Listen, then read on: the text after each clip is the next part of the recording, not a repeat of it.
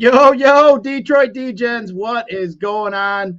Hopefully, you're not too snowed in and this weather hasn't got you pinned down here. But hey, if it is, we got all kinds of stuff here to talk about today. I got Detroit Beastie with me here, and Beastie, got to bring you in here. We got a lot to talk about. We saw the Oakland Hills, unfortunately, Country Club go up. Harbaugh got an extension. Stafford was drunk. We got Michigan hot basketball to talk about. We got some NBA. We got some NHL, of course. And we also saw the women's gold medal hockey game yesterday. But let's bring you on in here, my man. What's going on? How's it going? It's great. I was just telling you before we went live here to record a broadcast. I felt like I haven't been on with you guys in 6 months, and to be honest with you, I think it's been 1 week ago today. We're glad Beer's back. I've watched all the broadcasts since Beer has been back. I appreciate him mentioning me and saying, "Hey, thanks," and that's all I want. I don't want $1 million checks. I don't want all the nonsense. It's just nice to be appreciated. That goes with anything. But it's like I come to think of it right before I sat down to record this. If anybody lifts weights or they train, right? They ride the bike or they're bench pressing. It really is kind of a muscle memory kind of thing. Because again, I haven't broadcasted at all. Not only Woodward, but I haven't recorded anything. I haven't been on any guest spots, which is, I'm not trying to be an egomaniac, but which is odd. It's rare, maybe 2 or 3 a week here. And when I sat down here, it's like riding a bike, right? It's like muscle memory. You sit down and boom, you go from there. So I'm very excited to be back here. I got my whole hockey schedule today written down, Saturday, Sunday, and from straightforward here. So I've been on a heater with hockey, and I haven't been able to kind of share it with anybody. So hopefully tonight I'll stay on that heater for anybody and everybody that wants to listen here. So yeah, we got a lot to talk about. I buried the lead on that one. I feel like we're playing catch up. The Rams and Stafford won a Super Bowl since I've been on last. Lady fell off the stage and fractured her spine. Stafford turned around. I mean, there's a lot to discuss here. I know this is a betting show, but sometimes we get into the opinion stacks and an opinion basis here. So I'm ready to go. So let's buckle up and let's talk. Yeah, hey, it's always fun having BC on. That's what I like about the show. I get to sit here and talk to sports with you two, which is a lot of fun. I enjoy talking sports, keeping up with all the times. But you mentioned Stafford, man. He was shit faced. I saw some tweets. He's sucking down the beers. He's having a good old time. And I saw everybody tweeting. I'm like, hey, there ain't no party like a Detroit party. Stafford's from Michigan now. We're the drunkest per capita state in the whole country here. So yeah, damn straight we know how to drink up here in Michigan, especially coming off a couple years of COVID here. But yeah, I saw that poor young lady fell off the stage. And BC, I had to watch that video a couple times. I didn't really realize what was happening, that she fell off the stage.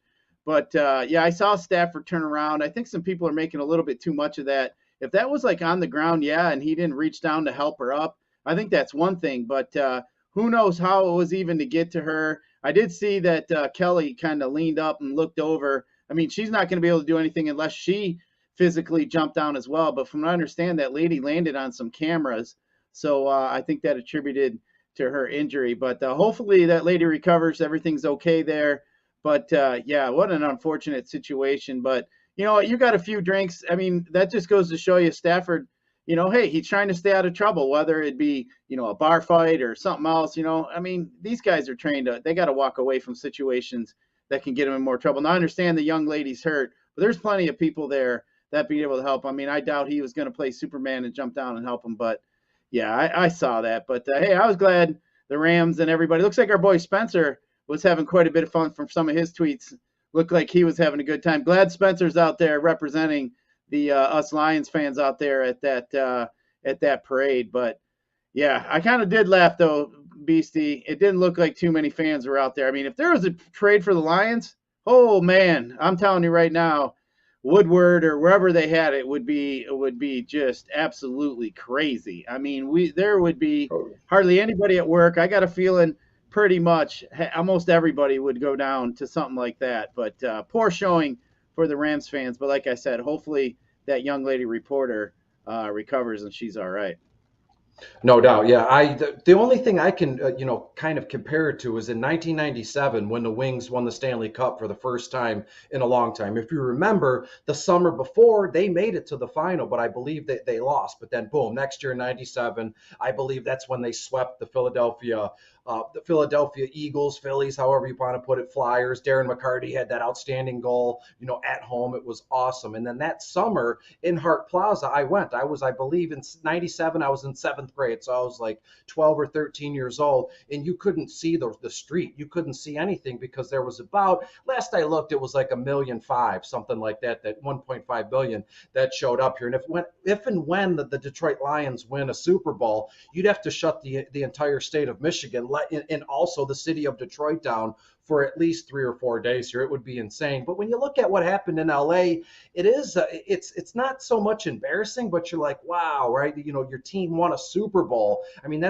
does it get any better than that? And it would look like a regular everyday kind of thing going on there. It's like they didn't appreciate it. I'm not trying to put LA fans down or talk ill of Los Angeles, but in LA, let's face it, a lot of folks in California, especially LA, Pasadena, Hollywood, however you want to put it, they got better things to do. In their own mind, they're like, I don't want to go to a Super Bowl parade. I got to get Botox. I got to get a new purse. I got to go to Beverly. I mean, you know what I mean? So who knows what happens here? But when it comes to sports here in Michigan, that's why, Scott, I think we're very lucky to be born and raised and still live here in Michigan, just outside of Detroit, or if you're in Detroit proper. We have one of, if not the greatest sports cities in the country, maybe the world here. We have four very, historic, teams here, the Lions, Tigers, Wings, Pistons here. So to me, if and when the Lions win a Super Bowl, it's going to be, we're looking at what, 4 or 5 million people would kind of head out. And the only thing that would rival is when the the Cubbies won a World Series after 100 years. I believe they registered literally 5 million people in the streets there. I would imagine the Detroit Lions and everybody here in Michigan, we could kind of, overdo that. We could go to 6 or 7 million here. So, hey, LA fans, take it in. I mean, I know nobody showed up to the parade here, but hey, you won a Super Bowl title, and Stafford is a Super Bowl winning quarterback here. You got to love it. Yeah, I mean Stafford. I mean, you think about all of that with him going out there. Most of those people in LA, like Stafford, they're not from LA. I mean, they're not really all LA fans for one.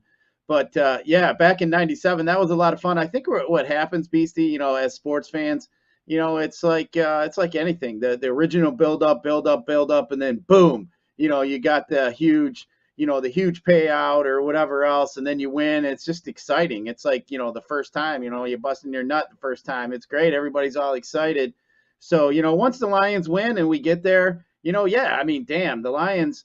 I mean, I think here the Lions are the most loved team. I mean, the Tigers, I think, can have taken that here just for reasons of, they've had a little success here in the last 20 years. But I mean, let's think about it. The Lions, football fans, I mean, we fill up Ford Field, we fill up Ann Arbor, we fill up East Lansing. I mean, within a 2-hour radius of Ford Field, I mean, we're filling up football stadiums and even some high school games. I mean, I've been to some high school playoff games here, Beastie, and damn, I mean, there's a pretty good crowd at some of these high school football games. So I think if the Lions won, I think you're right. I think we would see just an incredible display. I think it'd be a lot of fun. The only bad thing is it's cold and it wouldn't be a shitty day or something like today.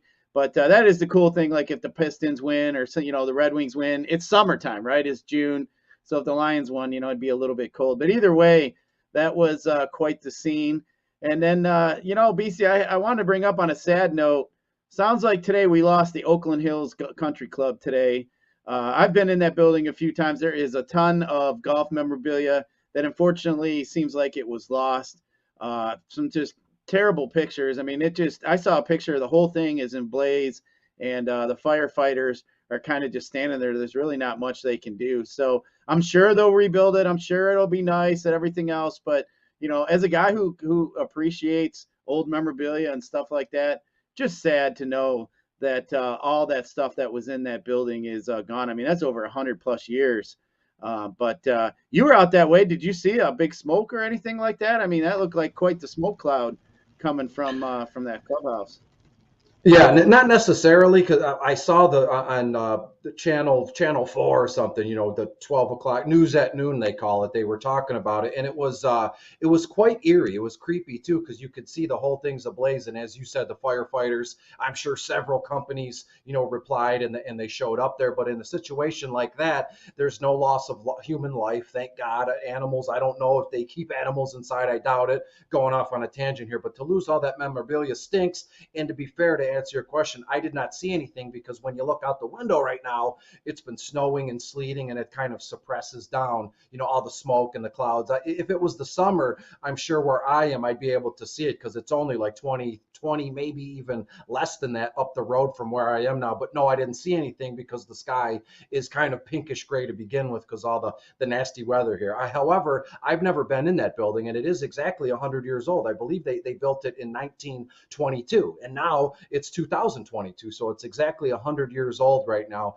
And that does stink. That does bum you out. But I don't know, my late father and even my mother now, they always say, if you wreck a car or something bad happens to your home, all that stuff can be replaced. You can get a new car, you can build a new home. It's, loss of life. I mean, material possessions are just that. They come and go, and boom. But when real regular people get hurt, or something like that happens, that's a bummer. But the building burning down, I'm sure they'll rebuild, and I'm sure, people are going to come all over from out of the woodwork here to kind of donate stuff. Hey, I know an old guy who lives in Oakland County. He's a rich dude. Who knows? He's got some old stuff in his basement. They'll put the word out once it's down to the ground and they build it back up. So they're going to build it back better than ever. But I know nothing can replace that old vibey kind of scenario. When you walk in, you're like, these are the halls that these people walked, or that we had a benefit. Yep. I mean, you know what I mean? So you can always rebuild.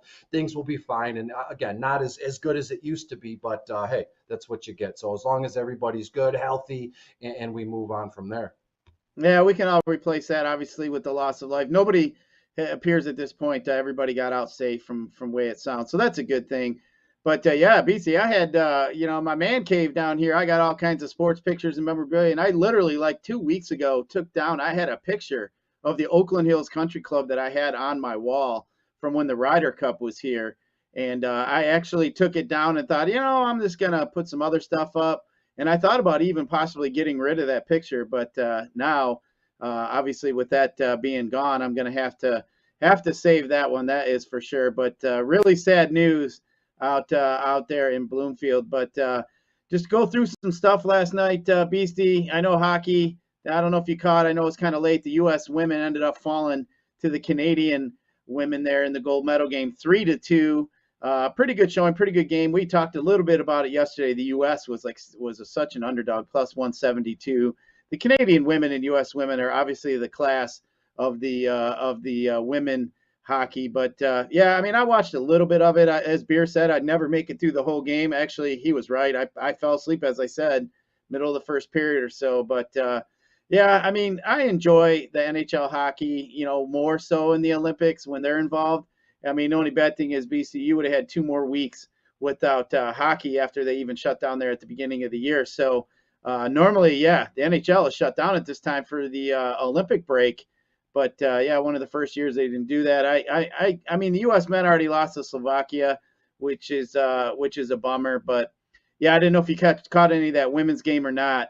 But I mean, that ain't some bad hockey to watch, really. I mean, they don't get after it as fast as men. They obviously don't skate as fast, but you take off some of them ponytails. I mean, these girls, I think they could hang with probably with some college teams, I'm assuming. Yeah, absolutely. I was not awake to watch that game. As everything that's gone on. My mom fell, broke her leg or her arm. I was under the weather for a week leading up to that. So just now I'm able to start, going to bed early and getting what I need to get done during the day. And then I can get in bed at, not kidding, 8 or 9 o'clock. So I wasn't able to stay up to watch this game. But again, it's the Olympics. I'm always going to root for the United States and the Americans. And hockey is one of, if not my most favorite sport on earth here. So, hats off to the Canadian women. I mean, that's one thing.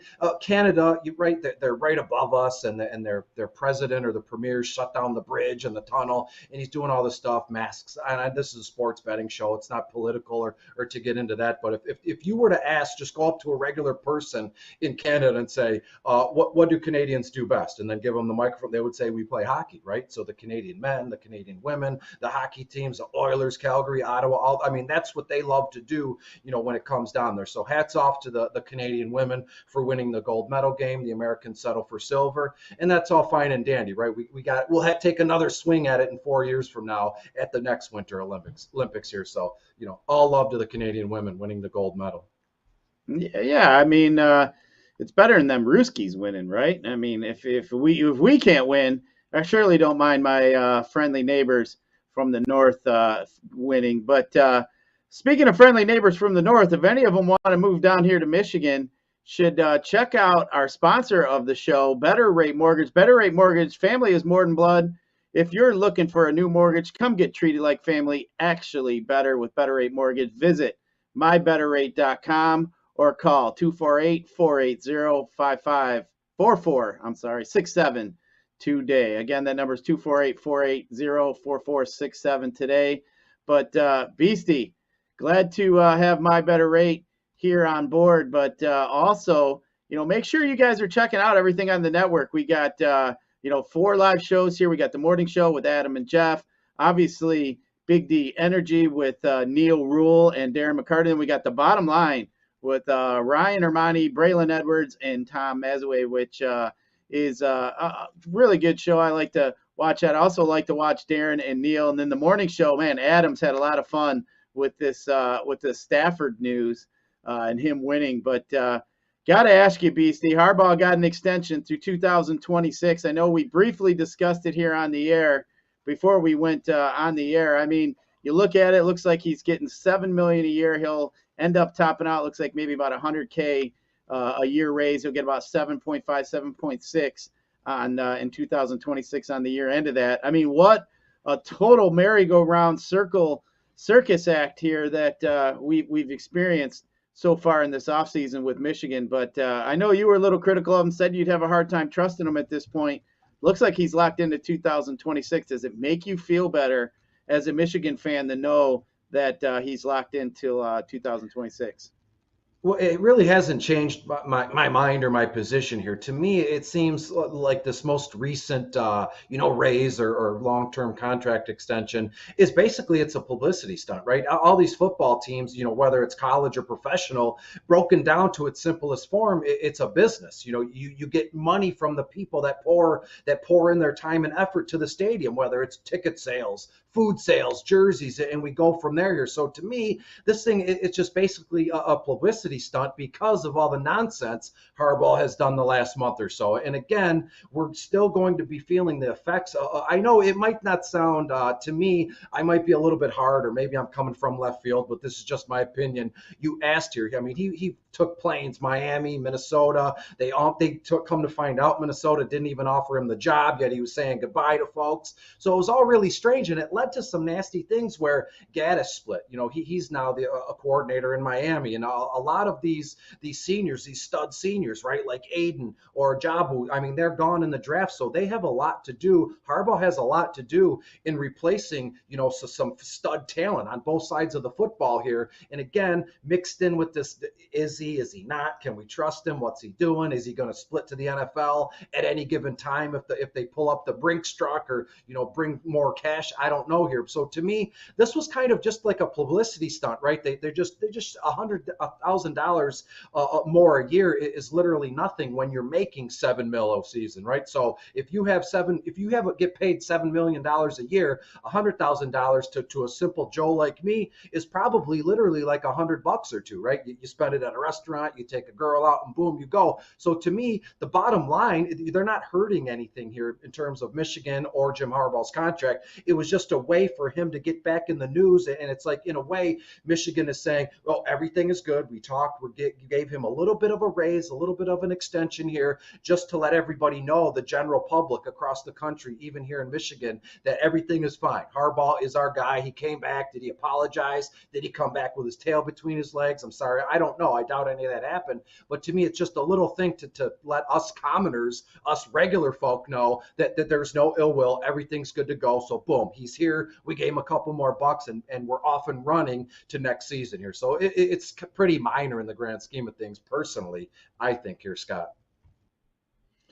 Yeah, I just, for me, you're right. I mean, to me, it's like it's just posturing, because they got to let all these recruits know that he's going to be here. I mean, they can't go out and recruit kids and having, the competitors say, I mean, the guy's going to take off to the NFL. Why are you going to stay there? At least now they got something to fall back on and say, well, no, we just signed an extension to 2026.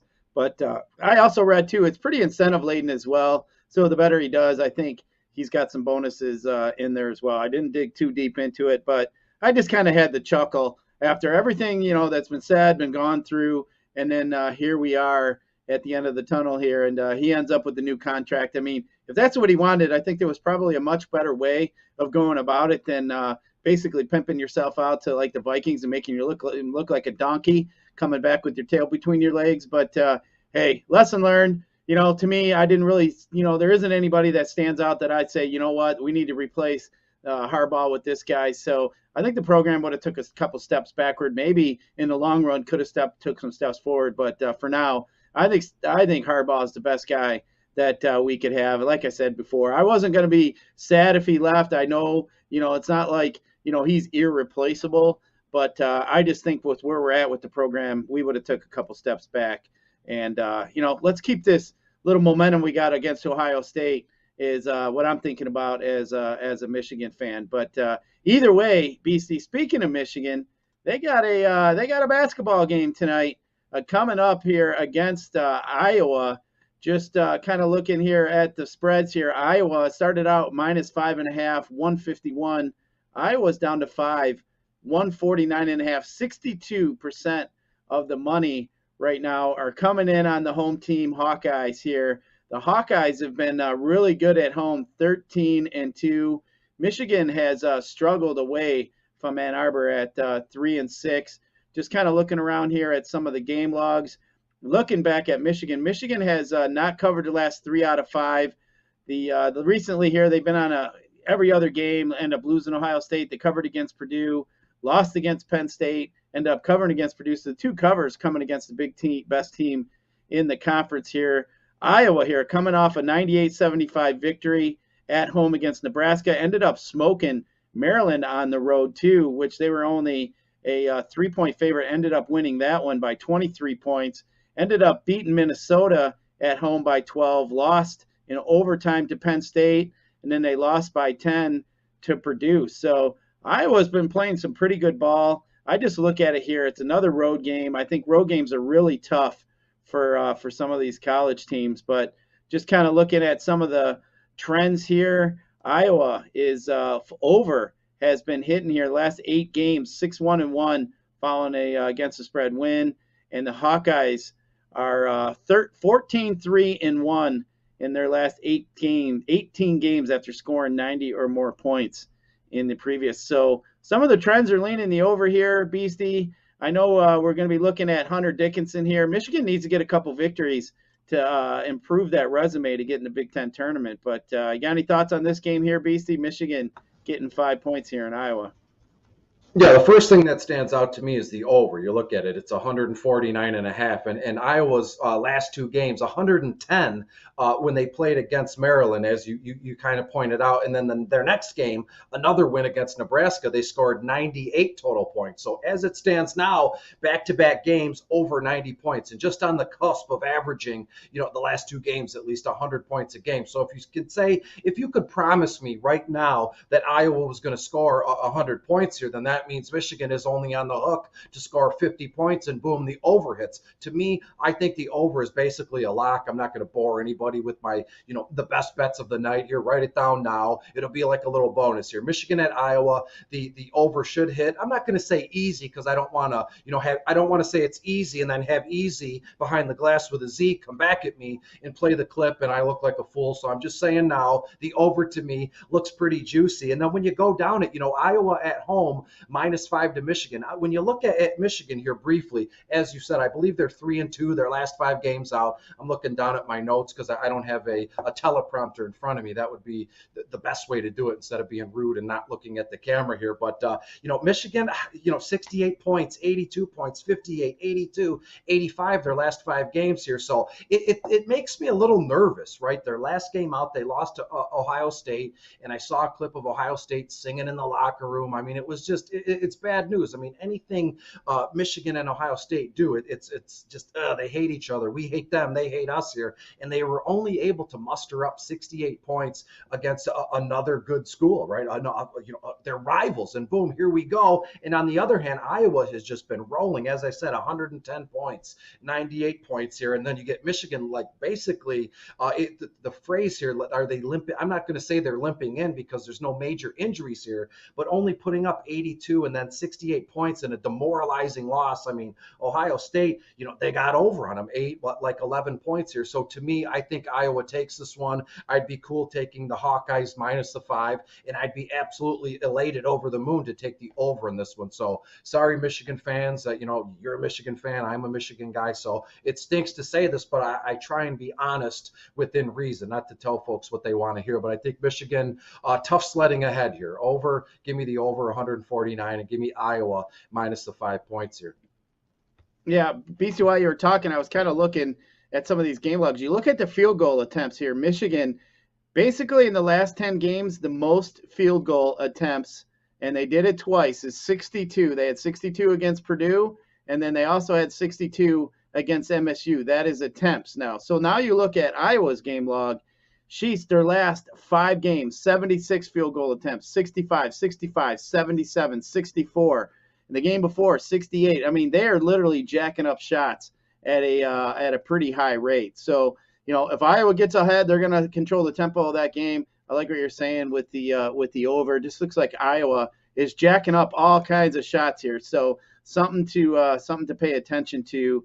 That is for sure. So I think we got us one with that one. But Beastie, of course, we got you on today. Everybody loves the Beastie rundowns for some NHL hockey. We got a big slate today. We got 10 games. It looks like it is going to be the premier DFS contest to get in tonight with a pretty slow night in NBA. But we got the Red Wings traveling out to New York to face the Rangers here tonight. Looks like everybody's got money on the Rangers. 85% of the money looks like are coming in on the Rangers at this point. But Beastie, what do you got here tonight? I'm in the DFS streets. I already got some stuff locked and loaded.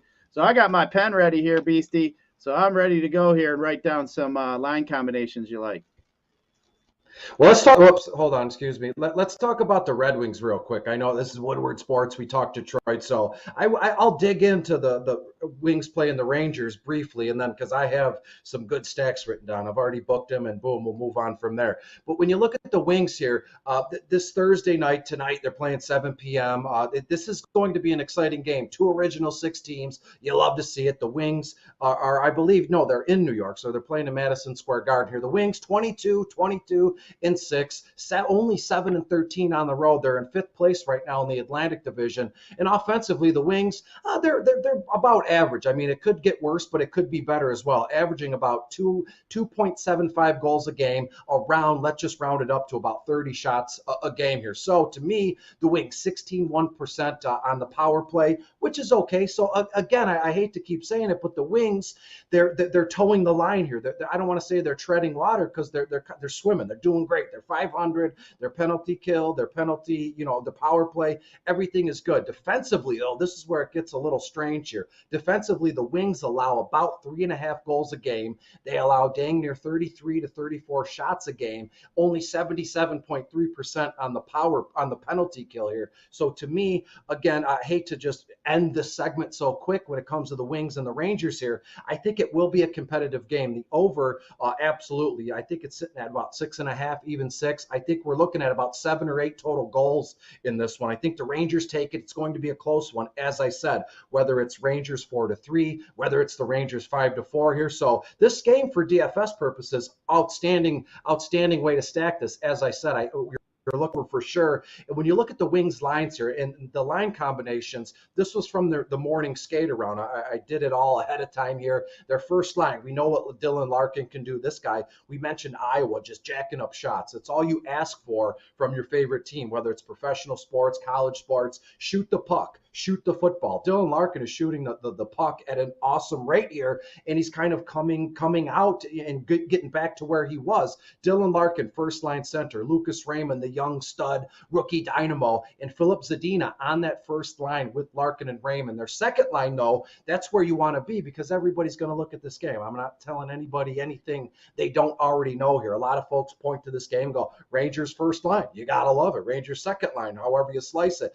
I do think the Wings second line, Sutter, Tyler Bertuzzi, and Robbie Fabry, their second line, as I said, it's pretty cheap and it allows you to move some pieces around and you can stack it with the stud lineups. What, like Edmonton 1 with Connor or their second line with Leon Draisaitl. So the Red Wings second line offers some salary relief where you can just fit in just about anything you want with the stud goalie of the night, with 2 stud defenses, however you want to do it. So to me, in this game, the Rangers first line, chalk. Everybody knows it, and that's all well and good. Again, I have the Rangers putting up 4 or 5 goals, but the Wings second line could be on fire here in this one. And again, I got the Wings scoring 3 or 4 goals as well. So not all is lost in this one. When we look at the overall total slate, as you said, I believe, my computer's been going nuts. My notes are wacky per usual. They're right here in front of me. I'd keep it in my back pocket if I could, but then I'd be like carrying around a George Costanza type wallet where it's like this, and we don't want to get into that. So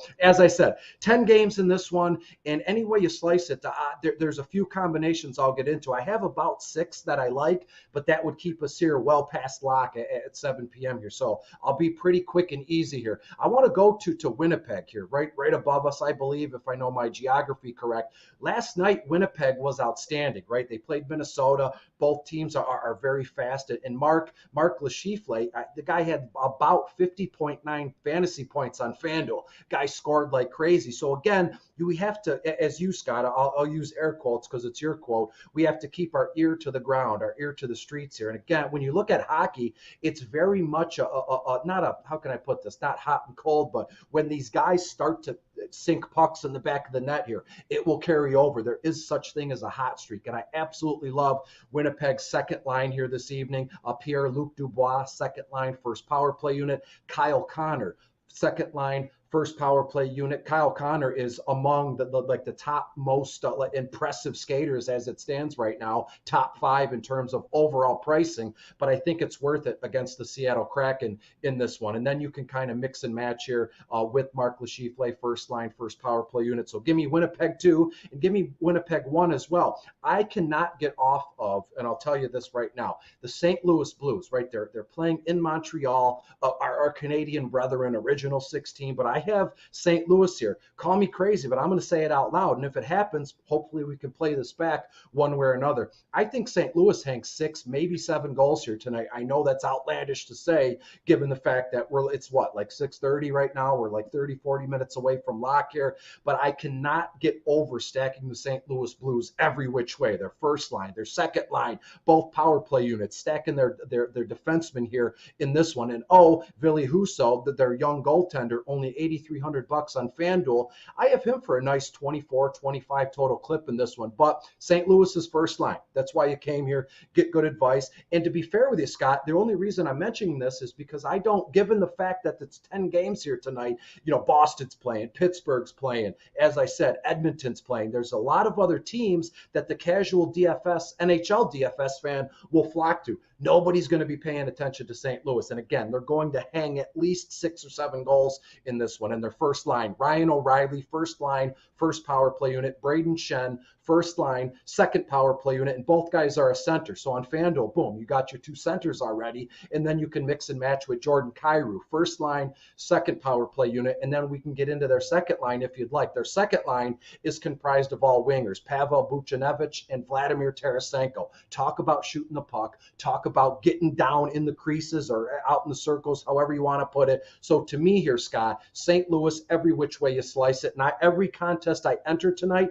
I would not hesitate to max out my St. Louis Blues exposure in this one. Ryan O'Reilly, Braden Shen, Pavel Buchnevich, and Vladimir Tarasenko. On FanDuel, even on DraftKings, you can only play 4 players or skaters from the same team. So that's the way I'm slicing it up. Little mix of Torrey Krug, little mix of Colton Paraku, both defensemen on the first power play unit. So to me, it's all about St. Louis 1, St. Louis 2, and the St. Louis Blues in general here. You want a little sneakiness here? Let's go to Buffalo real quick. I won't keep us here. Ottawa's first line in this one, Brady Tkachuk, Connor Brown, Nick Paul. They're all under, I believe they're all under $6,000 aside from Brady Tkachuk because he's a stud, right? So to me, you can stack up Edmonton 1 and you can get away with stacking Ottawa 1 with them, or St. Louis 1, St. Louis 2, and boom, you can plug in the Red Wings second line, as I said earlier, and you're off and running here. So Winnipeg 2, Ottawa 1, St. Louis 1 and 2, and a little taste of some hometown cooking here with the Red Wings second line, Scott. So it's going to be a great night. I'm already getting in my dummy lines here, and I'll edit right when we're done with this broadcast.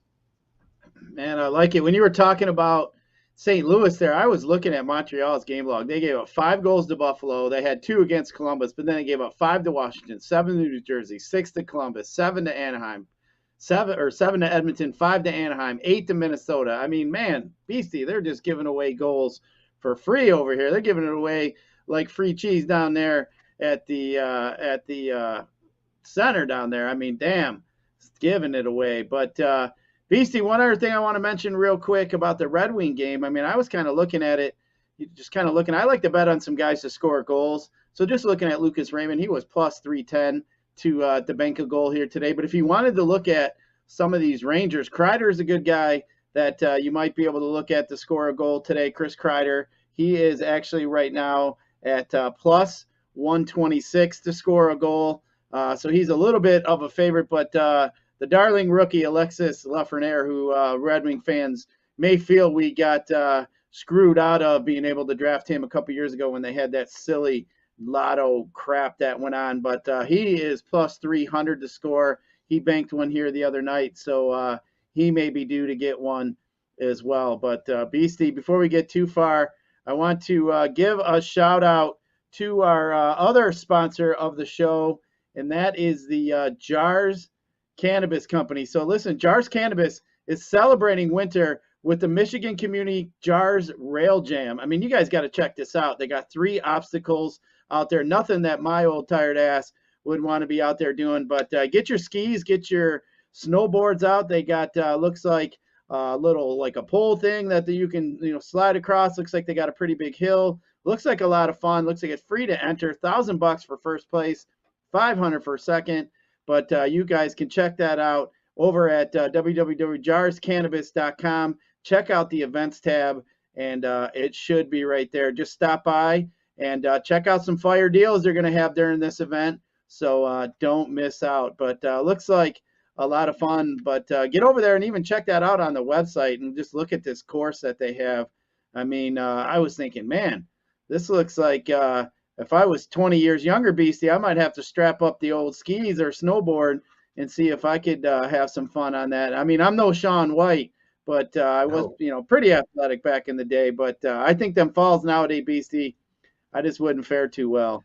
So my old tired butt have to be out. But I would have a lot of fun people watching that one. That one sounds like it'd be a lot of fun. But Beastie, we also got some NBA here tonight. We don't have too much going on as far as NBA. We did see the Pistons last night get a pretty good win here before the All-Star break, beating the Red Hot Celtics, which I was surprised. Grant had a pretty good game, so I was pretty happy with the Pistons yesterday. But obviously, the last game here before the All-Star break. There's could be some guys sitting here. You never know.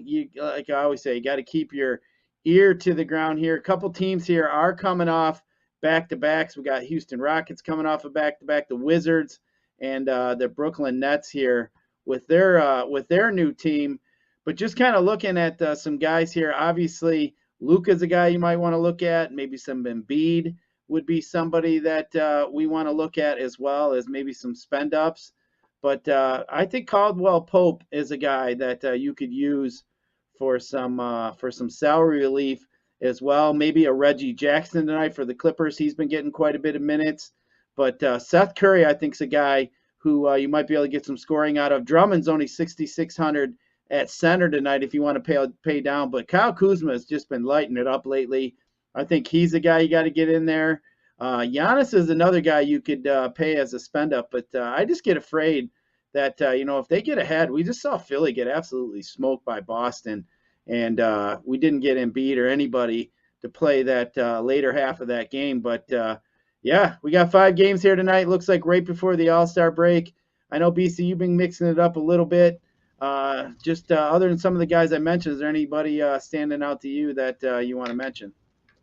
Yeah, I've had a good process, and if anybody bets or plays DFS, it's all about a routine, right? If you do anything, if you're a doctor, if you're a teacher, a routine is everything. And as it stands now, I've been making a nice amount of money playing NHL DFS and getting in bets on the sports book with NBA, a lot of, alternate point stuff or double-double parlays here. And so, again, it's been successful. Therefore, I've been researching about these players. And again, it took the NHL All-Star break for me to kind of jumpstart my love for NBA DFS, and boom, here we are 2 weeks later. And to me, it's all about the Dallas Mavericks here. You mentioned briefly Luka, and again, I mean, that's nothing crazy. He's 11-3 on FanDuel here, looking at 38, maybe even 40 dang minutes here. But I love the Clippers tonight. The Houston Rockets travel to LA to take on the Clippers. That one is at 10:30 p.m. I know I hate to keep running it into the ground, but a late game hammer is a real thing. And I think that I have the Clippers projected around 120 total points in this one. Over under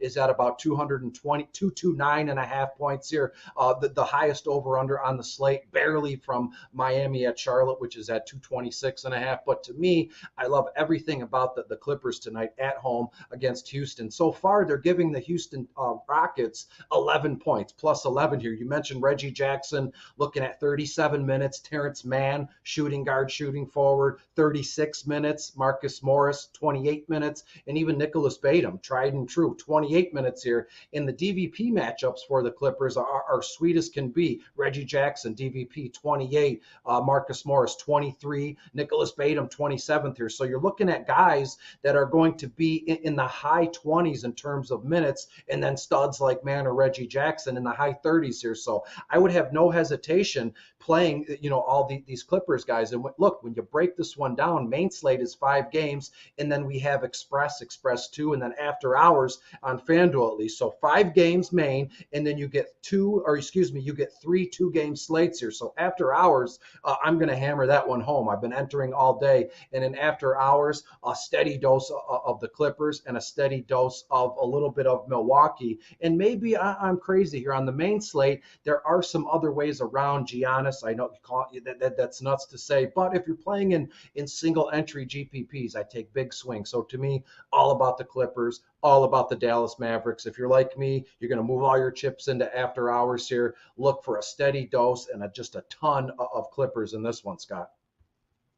Yeah, I mean, you mentioned something about DFS in the after hours, and I know you like to talk about these secondary type slates there, BC, that, get in there. I mean, if you really look at it, I've been playing a long time. You generally do not get, the guys you see name every contest. They always go after the main contest. So, maybe the prizes aren't as big, but you know what? There's still money up there to be won. You can still get in there and mix it up. And as I mentioned, you just get a lot of times you don't get those guys that, are spending thousands and thousands and thousands a day and blanketing a slate with 150 teams. Always got to look at how many, max entry it is.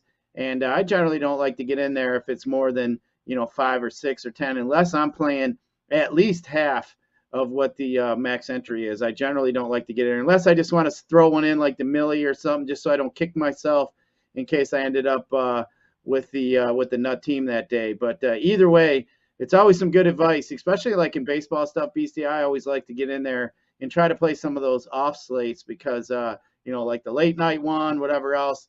A lot of times I felt like I had a slight advantage there. But Beastie, before we get to our favorite part of the show, the best bets here, got any words of wisdom for the people here? I know the weather outside is not looking too delightful, but we got to stay safe. We've been here before, everybody in Michigan. We know how to drive in this stuff. Act like you've been there before.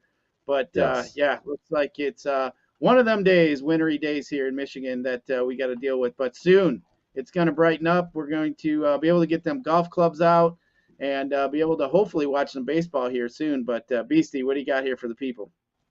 Yeah, like anybody's going to listen to me, but if you have nowhere to go, nowhere to be, stay home. There's no reason to be driving around and ice skating out there with your cars. Because I know a lot of the folks that have nowhere to go, nowhere to be, those are the same folks driving around that haven't had their tires changed in 10 years and they're bald as can be and they're rolling around. So everybody stay home, be safe. And this is a perfect time to just, cozy up on the couch, right? We're in the middle of February here. This thing is going to break open. Spring is on the horizon, but we have to deal with what we got going on right now. So there's no harm in staying home, setting boundaries, telling your friends and family, no, hey mom, hey brother, sister, I can't come over for dinner right now. So there's no harm in setting some healthy boundaries, staying home, staying safe, cuddling with your pets, your husbands, your wives, girlfriends, whatever, and watching something good on TV. And there's a lot of good on TV tonight. There's basketball, there's hockey, there's a ton of good stuff on streaming. So just stay home, be calm, and be safe here. We don't want anybody to get hurt here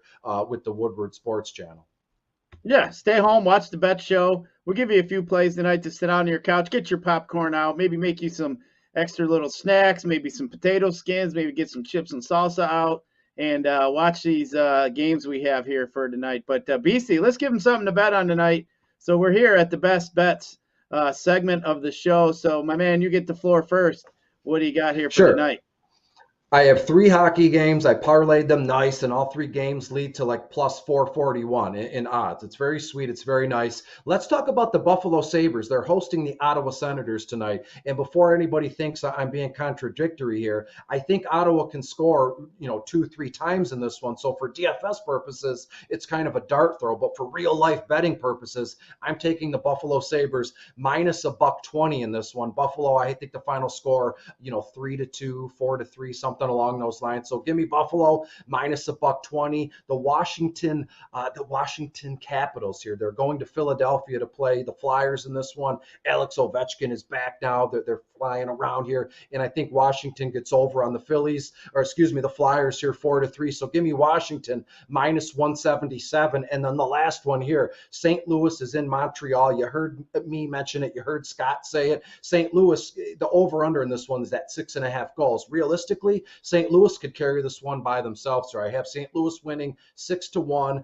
going over here. Who's to say, Montreal doesn't get one in late, and we're looking at 8 total goals here. So give me Buffalo minus 120, give me Washington minus 177, and give me the over 6.5 goals with St. Louis and Montreal. That leads to plus 441. $25 on this bet will net you over $110. So 3 teams, $25. You cash out at $110 or so. It's looking pretty sweet tonight, Scott. Love it. So for me, I have 3 bets here tonight. I got 2 in college basketball. Yes, I'm going to be a homer. I just believe Michigan's back's against the wall. I think they go into Iowa tonight, and I think they win outright. So I will take the 5 points here with Michigan. Don't even mind a little sprinkle here on the money line. And then another one I like tonight is Colorado getting 2.5 points against California. Looks like just kind of looking around, quite a bit of bets are coming in on Colorado as a road team there. So I am going to go with where the money is going on that one. So for me, I'm going to go with that. And then also here in the NBA, right before the All-Star break, I am going to roll with the Washington Wizards here going into Brooklyn. They're getting 4.5 points here. I just don't like how Brooklyn's been playing. Just do not like what's going on there. I think Washington should get the better of them here, even though they have been struggling a little bit, 2-7-1 against the spread. But I will take the points here with the Wizards. So don't even mind a little money line sprinkle on that one as well. But So there's 3 for you, Michigan. And then I also like the Colorado Buffaloes over California, and then give me the Washington Wizards. So, Beastie, I think we gave everybody a few bets here tonight. Hopefully we touched on everything for everybody. We definitely appreciate everybody listening. Stay out of the snow. Stay safe tonight. So for our boy Easy behind the glass, for Beastie, I am Scott. We appreciate you listening, and we will catch you tomorrow.